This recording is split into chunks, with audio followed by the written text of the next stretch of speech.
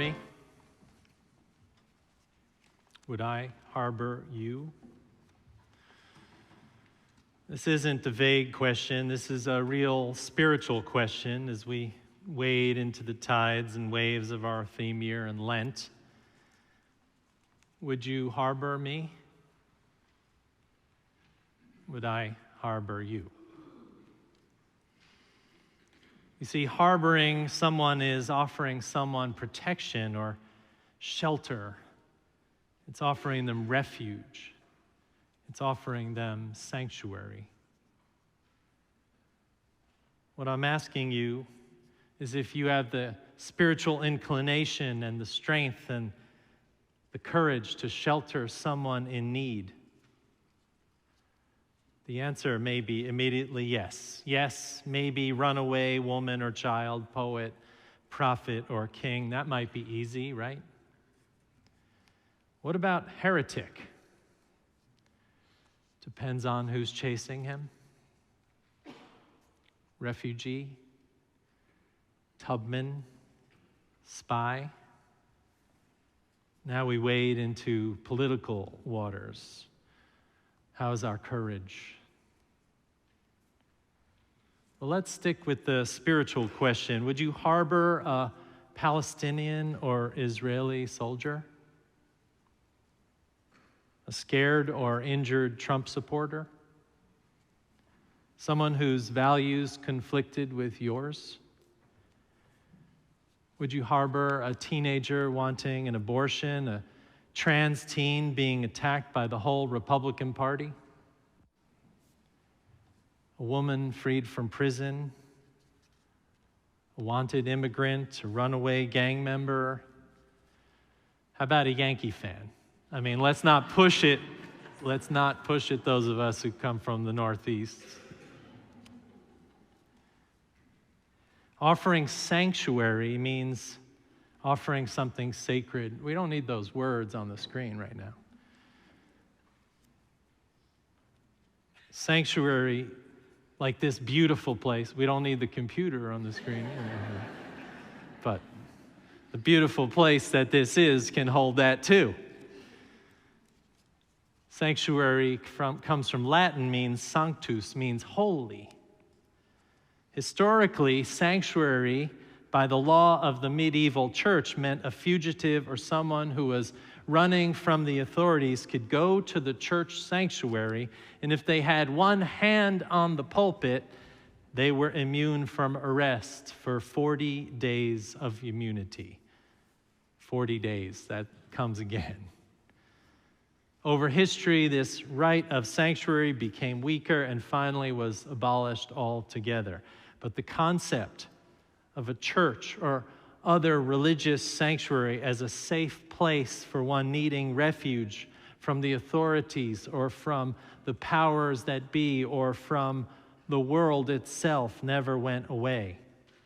Because the idea is that there is a higher law than human law, you might call God's law. And the church had a role in sanctuary throughout American history, that is for sure, in abolition, in the Vietnam War, protecting those avoiding the draft. Anyone here took sanctuary in the church in the Vietnam War? In the 80s, the church was a place for Central Americans running from genocide, and some churches offer sanctuary today to immigrants who are undocumented or refugees who don't have asylum. I agreed with the church board some years ago when some other UU churches were housing immigrants that we could be in the process of supporting them if approached by someone who was being deported, that we would be sanctuary, not housing them here in the church or one hand on the pulpit, but we would be a network of church members' homes to keep them safe and hidden. To date, that hasn't happened, but there's still time. Knowing sanctuary involves risk also as part of it. Trying to keep people safe means sometimes making ourselves less safe. It requires sometimes people with certain types of privilege to assume the the risks of the less privileged, to become more vulnerable. That's what it is to be sanctuary.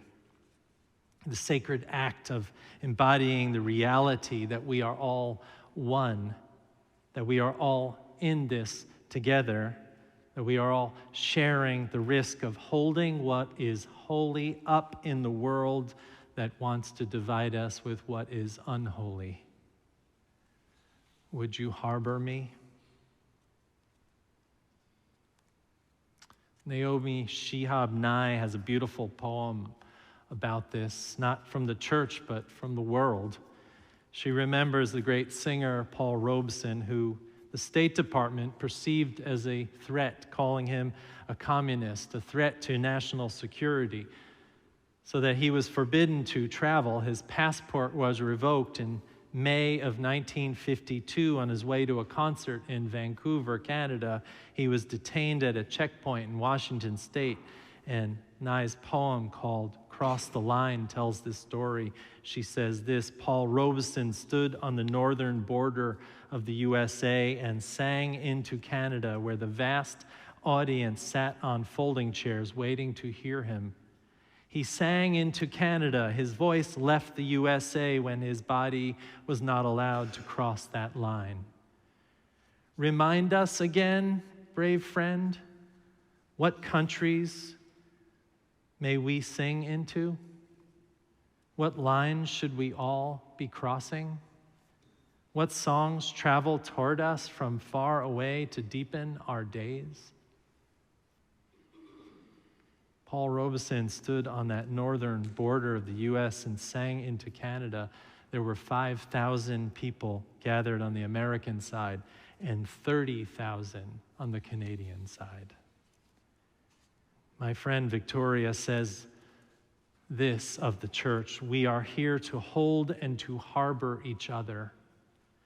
All of us, present and not present, as each of us struggles to hear and answer our true calling. We are clumsy and imperfect. We are brave and we're not always brave. Come, remind me again what countries I may and must sing into, what lines I should be crossing with my body, with my heart. These are not discernments I can make in solitude. I have come to be reminded of and blessed by certain sacred covenants like this in the church. And I say to you today, this is me speaking to you, that those covenants, those promises to hold space for each other always, to be sanctuary, to harbor when possible, at least to make room in your heart for others' fears and struggles, that is part of this faith. And if we don't practice that with regularity, we are just tourists here. We are just consumers of this faith, living vicariously through the ones we see who do. If we can't open our hearts like we have opened this sanctuary, even to see the humanity behind the news and the people who are afraid and the people we're afraid of and the people we disagree with, we are failing our liberal faith and its history.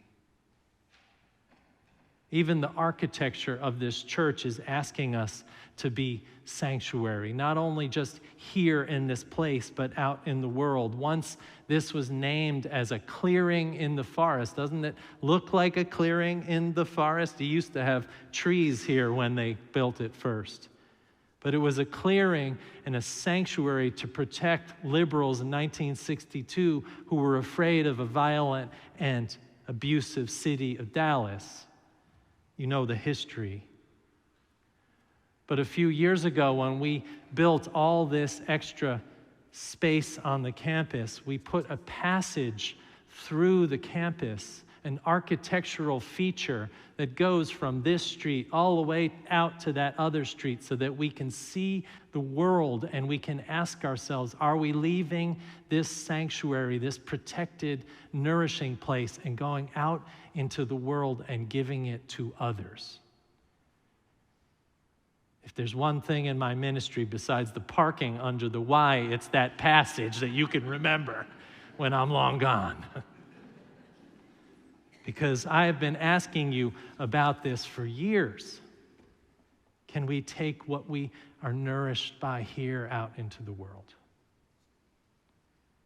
I want to tell you a story that's at the center of this idea about this church. My colleague and church member, Lissa Jenkins, told us this story a few years ago, and I went back and found out more from her about it. She told me that once this sanctuary, this place of safety and harbor and holding, these very walls that we sing each first Sunday of the year, that song that says, "May they keep hate out and love in," these walls in the 1980s held a special group of people.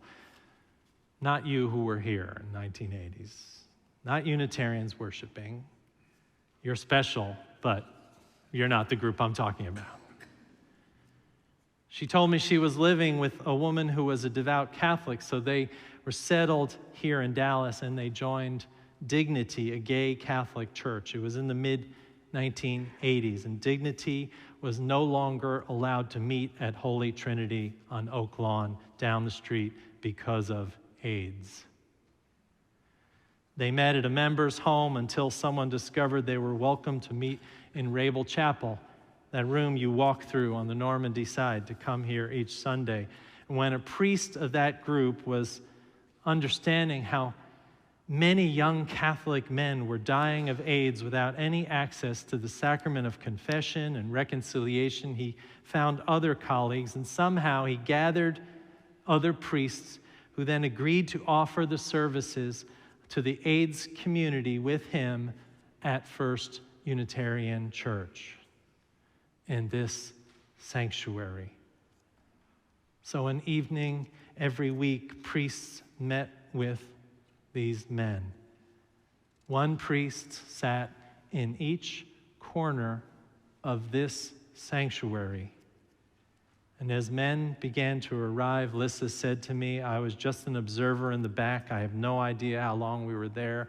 I believe it moved from light to dark in the process, and dozens of men showed up, some still strong and others so sick they could not walk without assistance. And they waited in the pews, these pews that you are in right now, until it was their turn to sit with a Catholic priest." And the litany of words and the cries of relief and the spiritual and the physical touch of the blessing created an atmosphere that sanctuary, pain and sickness, relief and joy was palpable here in this place. And they just kept coming and receiving embodied, holy, holy love and respect in a time when they had been treated like lepers in their beloved Catholic churches. And Lissa said to me something I will never forget. She said, "You could see the little bit of dignity, maybe some peace they took with them, many quite tearfully as they left the room, still facing inevitable suffering and death." Would you harbor me? When I heard Lissa tell me this, I remembered all the ways that this church has harbored and been harbored. Our existence, in fact, starts with the harboring of Temple Emmanuel in 1899, when no Trinitarian church in Dallas would host a bunch of heretic Unitarians. And we paid that forward to the Muslims of North Texas, mostly engineers from TI who met in our library in the 1970s and became IANT in Richardson, the Richardson Mosque, one of the largest in the country. And we paid that forward to the Cathedral of Hope, who started in the 1980s, maybe at the same time in Rabel Chapel. And we've harbored groups like the Student Nonviolent Coordinating Committee, who organized in church in the 60s their protests against civil rights laws that kept them down. And we integrated in 1945, saying to black members of Dallas community that we wanted them to worship with that white congregation of the time. And just this week, we harbored abortion travel patients that we took to New Mexico, that we've been taking for 2 years now since SB 8. And we created Friends for Good, an organization that helps make relationships between us and Jews and Muslims and evangelicals. It was hardest for us and the evangelicals, let's face it. Harbor, sanctuary, not only fitting for our theme year, tides of purpose, waves change. The harbor protects from violent waves that divide and conquer us. And we will not stop being that. And it is not just us. It is not just this that is sanctuary. It is you who can be sanctuary. You who can do what Pamela Bailey, the black historian, activist, singer, asked us to do right here from this stage last week when she was leading us in a song of reclaiming a version of Dixie in which we were singing, "Don't Look Away." And if you missed it, but it was great. Don't look away was the final word of that event. Don't look away from history. Don't look away from people who are different from you. Don't look away from what is happening in the world because it's more comfortable. All that needs you. It needs you to be sanctuary by giving it more of your attention. You can be sanctuary by just giving the people in your lives a little more eye contact. My wife reminds me of this all the time. A little more eye contact than the iPhone camera gets. You can be sanctuary in little ways that harbor and hold those in need and those in struggle. William Sloane Coffin, the great preacher of Riverside Church in New York City, asked a beautiful question in one of his last sermons. He asked, "Who tells you who you are?" Which is another way of asking, what covenants are you bound by? Who harbors you, and whom do you harbor?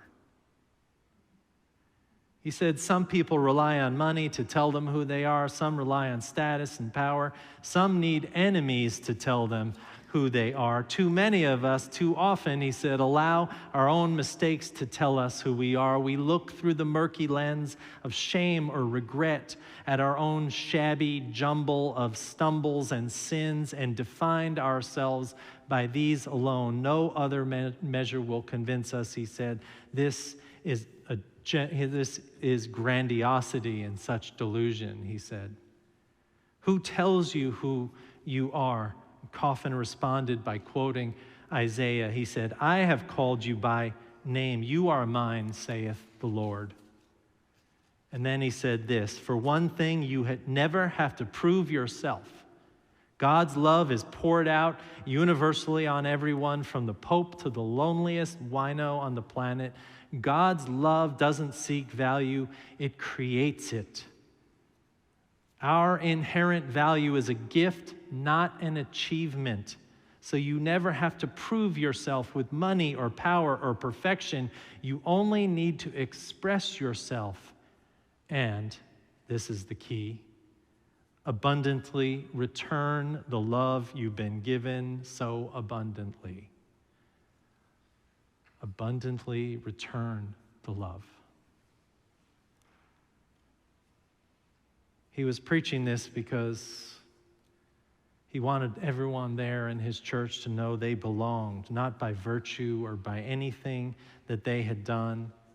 anything they had earned, but by virtue of who they are, which is beloved, which is so easy to forget, which is easy to lose sight of when the world is so tumultuous. And it's easy to forget that our jobs are to return that love, to harbor and give sanctuary to those in our lives, around us, and in the world. And not just to focus on ourselves, but also to ask the question, whose are we? I want to close with a story about a desert monk. There's lots of stories about desert fathers. They were early Christian hermits who lived in Egypt and Palestine and other places in the 3rd century.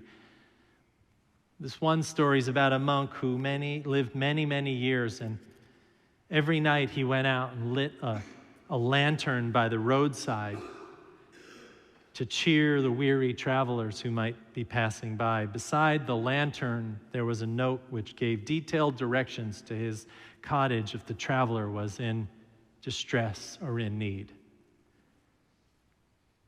It was not important to him who the stranger would have been or why they would come. The important thing was that the lantern burned every night, and every night there was a note there just in case. I have seen similar roadside markers in Buddhist countries, sometimes with water and fruit, not as offerings to the Buddha, but for travelers. The offerings speak volumes that no matter who the passerby is, no matter what language he or she speaks, no matter what faith they practice or what mission they are on, the offering is a little harbor, is a note saying, just in case. And that makes all the difference. Would you harbor me? Would I harbor you? Would you let yourself be harbored? Would you harbor a Palestinian or Israeli soldier? A scared or injured Trump supporter, someone whose values conflicted with yours? Would you harbor a teenager wanting an abortion, a trans teen being attacked by the whole Republican Party, a woman freed from prison, a wanted immigrant, a runaway gang member, a person living with AIDS? Would you let yourself be harbored? Please do. Please live your faith with courage. The world needs you. Amen and amen.